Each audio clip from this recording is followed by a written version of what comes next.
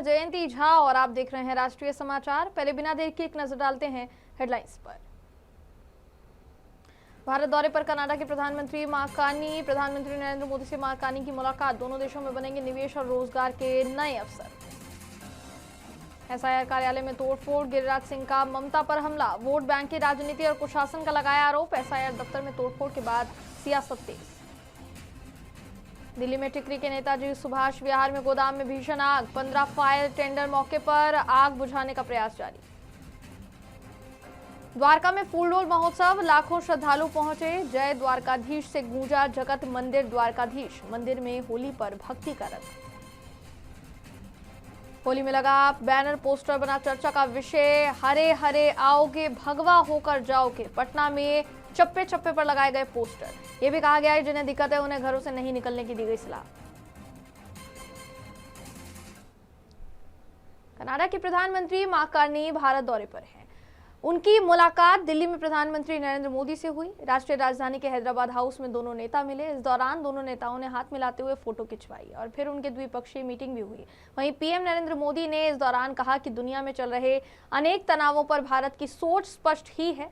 हमने हमेशा शांति और स्थिरता बनाए रखने का ही आह्वान किया है और जब दो लोकतंत्र एक साथ खड़े होते हैं तो शांति की आवाज और भी सशक्त हो जाती है। कॉम्प्रिहेंसिव इकोनॉमिक पार्टनरशिप एग्रीमेंट को जल्द ही फाइनलाइज करने का निर्णय लिया है। इससे दोनों देशों में निवेश और रोजगार के नए अवसर बनेंगे। कनाडा के पेंशन फंड्स ने भारत में $100 बिलियन का निवेश किया है। यह भारत की ग्रोथ स्टोरी में उनके गहरे विश्वास का प्रतीक है। आज हमें दोनों देशों के बिजनेस लीडर से भी मिलेंगे। उनके सुझाव हमारी आर्थिक साझेदारी का रोडमैप तय करेंगे। फ्रेंड्स, में चल रहे अनेक तनावों को लेकर भारत की सोच स्पष्ट ही है। हमने सदैव शांति और स्थिरता बनाए रखने का आह्वान किया है और जब दो लोकतंत्र साथ खड़े होते हैं तो शांति की आवाज और भी सशक्त हो जाती है। पश्चिम एशिया की वर्तमान स्थिति हमारे लिए गहरी चिंता का विषय है। भारत डायलॉग और डिप्लोमेसी के माध्यम से सभी विवादों का समाधान का समर्थन करता है।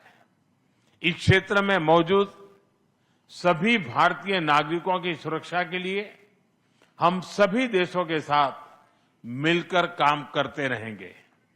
एक्सेलेंसी, आपकी यात्रा से हमारे सहयोग के हर क्षेत्र को एक नई ताकत मिली है।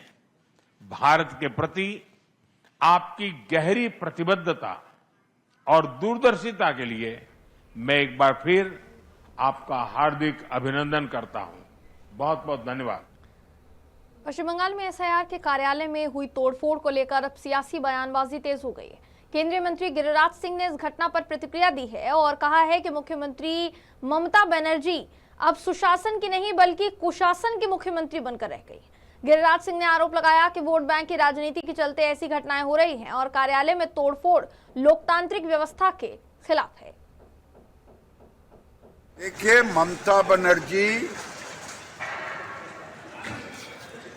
एक राज्य के मुख्यमंत्री नहीं बल्कि कुशासन के मुख्यमंत्री बन गई और उन्हें बांग्लादेशी मुसलमानों के वोट कटने का इतना भय सता रहा है कि आप एसआईआर के दफ्तर पर तोड़फोड़ कर रहे हैं।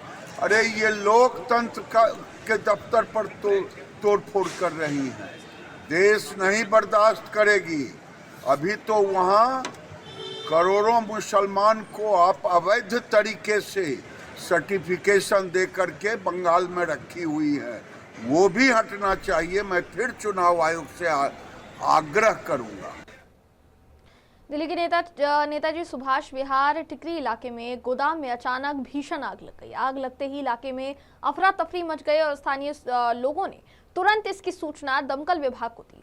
सूचना मिलते ही दमकल की कई गाड़ियां मौके पर पहुंची हैं और आग पर काबू पाने की कोशिश शुरू की गई। फिलहाल आग लगने की वजह क्या थी इसका पता नहीं चल पाया है, मगर राहत और बचाव कार्य जारी है। साथ ही साथ आसपास के इलाके में एहतियातन सुरक्षा व्यवस्था जो है उसे बढ़ा दिया गया है। तस्वीरों में देखा जा सकता है कि आग बुझाने के लिए फायर ब्रिगेड की तरफ से कितने प्रयास किए गए और यह आग किस हद तक लगी थी, कितना सामान इस आग के तहत जलकर खाक हुआ, कितना नुकसान हुआ होगा, इससे अंदाजा लगाया जा सकता है।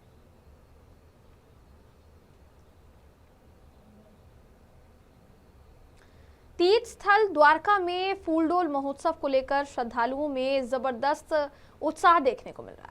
होली के पावन अवसर पर लाखों भक्त द्वारकाधीश मंदिर में कल कालिया ठाकुर के दर्शन के लिए पहुंचे। हजारों किलोमीटर की दूरी पैदल तय करते नजर आए और कृष्ण भक्तों के चेहरे पर थकान की जगह भक्ति और आनंद झलक रहा है। मंदिर परिसर में रासगीत और भजनों की गूंज के बीच पूरा वातावरण जय द्वारकाधीश के जयकारों से गुंजायमान हो उठा। श्रद्धालुओं की भारी भीड़ को देखते हुए प्रशासन ने सुरक्षा के पुख्ता इंतजाम किए हैं। पुलिसकर्मी ड्यूटी के साथ साथ बुजुर्गों और दिव्यांग भक्तों की मदद करते हुए नजर आए, जिससे सेवा और सुरक्षा की मिसाल कायम हुई। होली के इस विशेष अवसर पर द्वारका नगरी भक्ति और रंगों में डूबी नजर आई, मानो गोकुल का दृश्य जीवंत हो उठा हो। मैं यहाँ पे आया हूँ, लेकिन इस बार मुझे होली पे आने का मौका मिला और बहुत अच्छा लगा। द्वारकाधीश के जो दर्शन हुए हैं, मजा आ गया दर्शन करके। जो अंदर में होली खेली गई, जो द्वारकाधीश के द्वार पे होली खेली गई, जो बाहर होली खेल रहे हैं, जो गुजरात की होली है, हमें आनंद आ गया होली पे। भगवान करे हम ऐसी होली पे बार बार आए और द्वारकाधीश जी में बार बार बुलाएं। हम लोगों की पहली है शादी के बाद होली, जो कि हम लोग द्वारकाधीश के यहाँ मना रहे हैं। हमारा यहाँ पे हम लोगों ने बहुत सारे रंग देखे, द्वारकाधीश जी के साथ होली खेली। यहाँ पे हम लोगों ने गरबा देखा, जो कि हमारे वहाँ देखने को नहीं मिलता। ऐसी होली हमारे हरियाणा में नहीं खेली जाती, जो कि हमारे द्वारकाधीश जी हम लोगों ने खेली है। पटना में होली के मौके पर लगाया गया एक बैनर चर्चा का विषय बना हुआ है, जिसने इलाके में बहस और विवाद दोनों को जन्म दे दिया है। बताया जा रहा है कि हिंदू शिव भवानी सेना की ओर से ये पोस्टर बैनर लगाया गया, जिसमें लिखा कि आप मुस्लिम हो, होली के समय निकलोगे तो रंग और अबीर लगेगा ही, हरे हरे आओगे भगवा होकर जाओगे। इस बयान को लेकर सियासी और सामाजिक गलियारों में चर्चा तेज हो गई है। संगठन के राष्ट्रीय अध्यक्ष लव कुमार सिंह उर्फ रुद्र का कहना है कि होली खुशियों और रंगों का त्योहार है। उन्होंने अपने बयान में कहा, होली के दिन अगर कोई बाहर निकलेगा तो रंग और अबीर लगना स्वाभाविक है। खुशियों का त्योहार है। होली के दिन आप यदि घर से निकलेंगे तो रंग और अबीर लगेगा ही। जिन लोगों को होली के रंगों से दिक्कत है, वैसे लोग घर से ना निकले। यदि आप मुसलमान हैं और सड़क पर उतरेंगे, सड़क पर होली के दिन निकलेंगे तो भीगेंगे, क्योंकि होली के रंग और अबीर मजहब और धर्म नहीं देखता है। यदि आपको ऐसा लगता है कि होली के रंग से आपके धर्म और आपके मजहब भ्रष्ट हो जाएंगे, तो आप होली के दिन घर से ना निकलें, क्योंकि होली है और होली में यदि आप हरे हरे आओगे तो होली के दिन भगवा होकर जाओगे। जय। अमेरिका, इजराइल और ईरान के बीच बढ़ते तनाव का असर भारतीय नागरिकों पर भी अब दिखाई देने लगा है। कई भारतीय ऐसे देशों में फंसे हैं जो संघर्ष की स्थिति से प्रभावित है और भारत सरकार से मदद की अपील कर रहे हैं। इसी बीच मध्य प्रदेश की राजधानी भोपाल की एक बेटी प्रियता सोलंकी अपने पति अभिषेक चौहान के साथ दुबई में फंसी हुई है। परिजनों की माने तो दोनों यूएई में नौकरी कर रहे हैं। परिवार लगातार उनके संपर्क में है। टीवी समाचारों के आधार पर हालात चिंताजनक नजर आ रहे हैं, मगर प्रियता और उनके पति का कहना है कि वहां की सरकार स्थिति को संभाल रही है और आवश्यक सहयोग दे रही है। अमेरिका, इजराइल और ईरान के तनाव का असर भारतीयों पर भी दिखाई दे रहा है। कई भारतीय युद्ध की मार झेल रहे देशों में फंसे हैं और भारत सरकार से मदद की अपील कर रहे हैं। इसी तरह मध्य प्रदेश की राजधानी भोपाल की एक बेटी भी अपने पति के साथ यूएई के दुबई शहर में फंसी हुई है। परिजनों ने बताया कि बेटी प्रियता सोलंकी और दामाद अभिषेक चौहान यूएई के दुबई शहर में नौकरी कर रहे हैं। उन्होंने बताया कि बार बार वो समाचार देख रहे हैं और संपर्क में भी हैं। टीवी के हिसाब से स्थिति खतरनाक लग रही है, लेकिन बेटी और दामाद की बातों से लग रहा है कि वहां की सरकार सपोर्ट कर रही है। देखिए, स्थिति तो हम नज़र बनाए रखें, टीवी पे ही सामने बैठे हैं, बार बार वही देख रहे हैं और कांटेक्ट में भी है, हम लोगों से बात कर रहे हैं बार बार। लेकिन स्थिति तो अब टीवी के हिसाब से तो खतरनाक है, लेकिन उनके बातों से तो लग रहा है कि नहीं, अभी वहाँ की गवर्नमेंट बहुत सपोर्ट कर रही है और हर चीज़ में वो कर रखा है उन्होंने। और गाइड मतलब एक वो हमको मैसेज देती जाती है या गाइडलाइन कर देती है कि आपको ये करना है, घर में रहो, कांचों के खिड़कियों के पास मत बैठो और अंदर अपने सुरक्षित रहो, बाहर मत निकलो। उसके अलावा और क्या क्या एडवाइजरी वहाँ की सरकार ने और क्या क्या बोला है कि कुछ खाने पीने को लेकर, क्योंकि क्या कैसा क्या है वहाँ पे? नहीं, खाने पीने का तो अभी पूरे मॉल खुले हुए हैं, लोग आ जा रहे हैं, बाहर भी घूम रहे हैं, ऐसा अभी तो अच्छा है वो माहौल। लेकिन स्थिति टीवी से तो देखते के तो लग रहा है कि बहुत खराब है। घर पे आपकी बात लगातार उनसे हो रही है? हाँ, लगातार बात चल रही है। क्या स्थिति उसके अलावा और क्या कुछ ऐसा लग रहा है कि आसपास कहीं पे कुछ और हमले हुए हैं जहाँ पे वो रह रहे हैं, वहाँ की स्थिति कैसी क्या है? नहीं, वहाँ रह रहे हैं, वहाँ तो बोल रहे हैं कोई ऐसा वो नहीं है, ऐसे ठीक है, सब घूम फिर रहे हैं और अपन मॉल वॉल भी खुले, हम लोग सामान भी लेके आए हैं। क्या वहाँ पर वो पढ़ाई के लिए रहे हैं या फिर वहाँ पर नहीं, जॉब कर रहे हैं? हाँ, लगातार हो रही है। हाँ। क्या बताया लेकिन उन्होंने यही बोला कि मम्मी हम लोग सब सुरक्षित हैं और ऐसा कुछ नहीं है, आप लोग टेंशन मत लो, सभी चीज चालू है बोला। बस ये है कि हमको ज्यादा बाहर आना जाने के लिए मना किया है। जैसे खाने पीने का सामान है वो सब मिल रहा है, उसमें कोई दिक्कत नहीं है। अभी वहाँ मतलब स्थिति ठीक है। वापस आने के को लेकर उन्होंने कुछ बताया कि अभी क्या नहीं, उनको हमने बोला है कि अगर वहाँ ज्यादा स्थिति बिगड़ती तो आप लोग तैयारी रखो यहाँ आने की। तो बोले हाँ, वो तो हम वैसा ने सोच के रखा है। बोले अभी तो यहाँ ऐसा कुछ भी नहीं है और यहाँ की गवर्नमेंट हमको बहुत सपोर्ट कर रही है और हम तो यही चाह रहे हैं कि जल्द से जल्द वहाँ सब ठीक हो जाए। उन लोगों को ये बोला गया है कि आप लोग घबराए नहीं करके, सब सुरक्षित है। क्या सरकार से भी आप कुछ निवेदन करना चाहते हैं? हाँ, हम लोग यही निवेदन कर रहे हैं कि वहाँ बहुत से भारतीय लोग हैं, तो हम तो यही सोच रहे हैं कि सब कुछ जल्दी सामान्य हो जाए, है ना।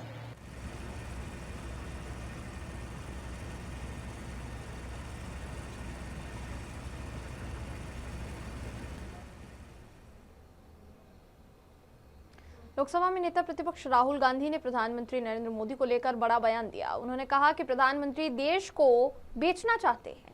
वहीं इसको लेकर बिहार सरकार के मंत्री अशोक चौधरी ने अब कहा है कि राहुल गांधी के कह देने से कुछ नहीं होता। देश की जनता नहीं मान रही कि उनके कह देने से कुछ फर्क पड़ता है। पश्चिम बंगाल में एसआईआर को लेकर छत्तीसगढ़ के कई अधिकारियों को नियुक्त किया गया है। इसको लेकर भी वो बयान देते हुए नजर आए। अपने बयान में क्या कुछ कहा, सुनिए।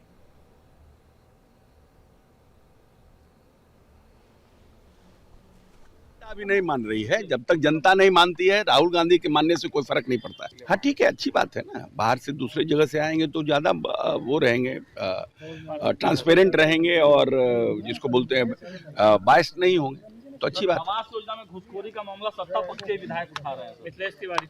नहीं देखिए, कहीं कहीं कुछ देखिए, हर जगह दुष्ट लोगों की कमी नहीं है। ऐसा है क्या कि जो क्या बोलते हैं आवास सहायक, कहीं ना कहीं शिकायतें तो है ही है ना, लेकिन है कि अब ये कहना कि एकदम ही नहीं है, ये भी उचित नहीं है। हमारे विभाग में ही देखिए इंजीनियर, ऐसा थोड़ी है कि एकदम सब कुछ सत्य है, एकदम हरिश्चंद्र है। कुछ लोग गड़बड़ी करते हैं, जो लोग गड़बड़ी करते हैं ना पाते हैं। कार्रवाई होगी सर? बिल्कुल, काहे नहीं कर, अगर कार्रवाई नहीं होती है तब पर। ईरान के supreme leader ayatollah Ali Khamenei की कथित हत्या की खबर के बाद घाटी में हालात तनावपूर्ण बने हुए हैं। प्रशासन ने एहतियातन पूरे कश्मीर में कड़ी पाबंदियां लागू कर दी हैं और सुरक्षा व्यवस्था को मजबूत कर दिया गया है। रिपोर्ट्स की माने तो ईरान की राजधानी तेहरान में हुए एक हवाई हमले में खामनेई की मौत हुई। यह हमला इजराइल और संयुक्त राज्य अमेरिका की संयुक्त कार्यवाही के दौरान हुआ, ऐसा बताया जा रहा है। ईरानी सरकारी मीडिया ने इस घटना की पुष्टि की। वहीं घाटी में अब इस खबर के बाद बड़े पैमाने पर विरोध प्रदर्शन देखने को मिला और प्रशासन ने विशेष रूप से उन इलाकों में आवाजाही सीमित कर दी है जहां हाल के दिनों में भारी भीड़ जुटी थी। श्रीनगर के ऐतिहासिक लाल चौक स्थित घंटाघर को बैरिकेड लगाकर पूरी तरह सील कर दिया गया है। कानून व्यवस्था बनाए रखने के लिए शहर और अन्य संवेदनशील इलाकों में पुलिस बल के साथ साथ केंद्रीय रिजर्व पुलिस बल के जवानों की अतिरिक्त तैनाती भी की गई है। प्रदर्शन सिर्फ श्रीनगर तक सीमित नहीं रहा, बल्कि बडगाम, बांदीपोरा, अनंतनाग और पुलवामा समेत कई स्थानों पर लोगों ने सड़कों पर उतरकर विरोध जताया था। कई जगहों पर प्रदर्शनकारियों को मातम मनाते और अमेरिका और इजराइल के खिलाफ नारेबाजी करते हुए देखा गया। अधिकारियों का कहना है कदम पूरी तरह एहतियात के तौर पर उठाए गए ताकि किसी भी अप्रिय घटना को रोका जा सके और हालात नियंत्रण में रहे। फिलहाल सुरक्षा एजेंसियां स्थिति पर नजर बनाए हुए हैं।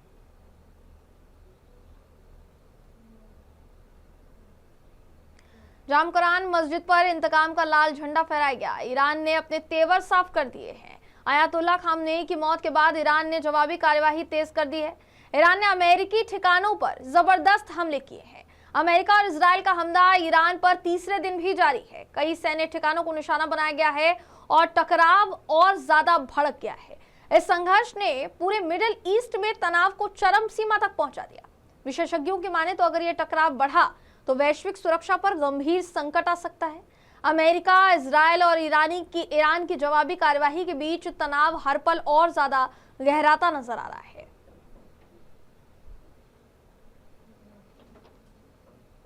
मिडिल ईस्ट में तीसरे दिन भी संघर्ष जारी है, जहां इजराइल और संयुक्त राज्य अमेरिका ईरान पर लगातार हमले कर रहे हैं। वहीं ईरान भी इजराइल और क्षेत्र में मौजूद अमेरिकी ठिकानों को निशाना बना रहा है। इस बीच कुवैत में अमेरिका के एक F-15 लड़ाकू विमान के क्रैश होने की खबर सामने आई है।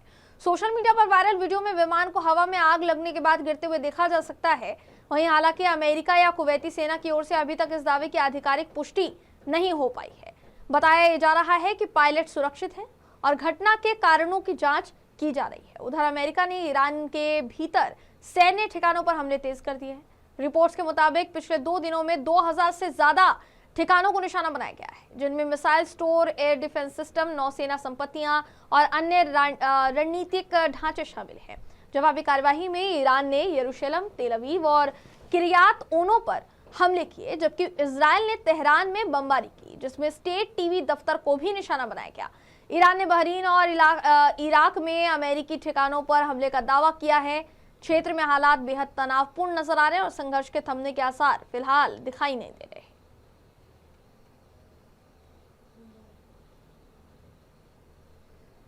गुवाहाटी में एक ऐतिहासिक क्षण देखने को मिला है, जब अतुल बोरा ने GI टैग प्राप्त कार्बी आंगलोंग के प्रसिद्ध अदरक के लंदन निर्यात की औपचारिक शुरुआत की है। ये पहला अवसर है जब कार्बी आंगलोंग का उच्च गुणवत्ता वाला और तेज खुशबू के लिए मशहूर अदरक अंतर्राष्ट्रीय बाजार विशेष रूप से लंदन तक जा पहुंचा है। अपने उत्कृष्ट औषधीय गुणों और बेहतरीन स्वाद की वजह से यह अदरक पहले से ही देश भर में लोकप्रिय रहा है और अब GI टैग मिलने के बाद इसे वैश्विक पहचान भी मिल गई है।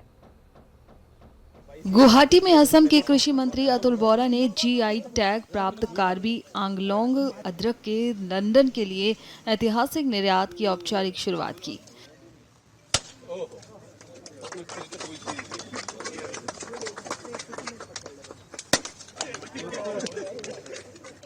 ये पहली बार है जब कार्बी आंगलोंग का प्रसिद्ध अदरक अंतर्राष्ट्रीय बाजार खासकर लंदन तक पहुंच रहा है।